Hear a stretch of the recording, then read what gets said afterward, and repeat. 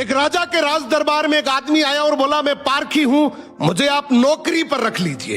राजा बोला, नौकरी पे तो रख लूंगा, पर तनख्वाह 1 रुपए नहीं दूंगा, सिर्फ 1 पाव गुड़ और घुंघरे मिलेंगे। पारखी बोला, ठीक है हुजूर। कुछ ही दिन बाद राजा एक घोड़ा खरीद कर लाए।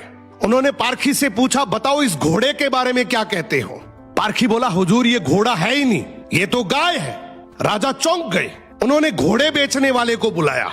उसने कहा, साहब बात तो सही है तो घोड़ा ही, लेकिन बचपन में ही इसकी मां मर गई थी, इसे गाय का दूध पिलाया गया था, इसलिए इसकी आदतें गाय जैसी हैं। राजा ने हैरानी से पारखी से पूछा, तुम्हें यह सब कैसे पता चला। पारखी बोला, हुजूर जब ये चल रहा था तो नीचे मुंह झुकाकर घास खा रहा था, घोड़ा हमेशा ऊपर गर्दन उठाकर खाता है, मैंने इसकी आदतों से पहचाना।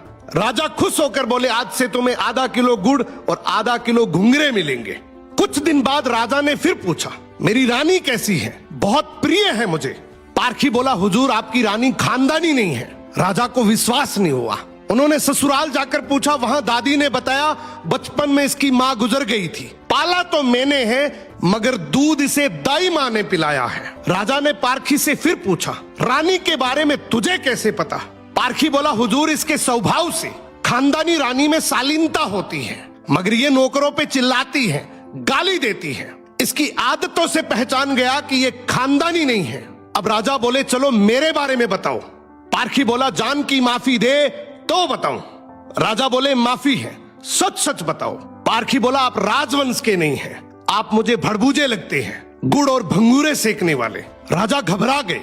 जाकर अपनी मां से पूछा, मां सच बताओ वरना मैं मर जाऊंगा। मां रोते हुए बोली, बेटा बात तो सच है, जिस दिन तू पैदा हुआ था उसी दिन महल के पास एक भड़बूजे का भी बेटा पैदा हुआ था, तू मर गया था और मैंने राजवंश बचाने के लिए उसके बेटे को लिया, वो तू है। राजा ये सुनकर दुखी भी हुए और खुश भी हुए।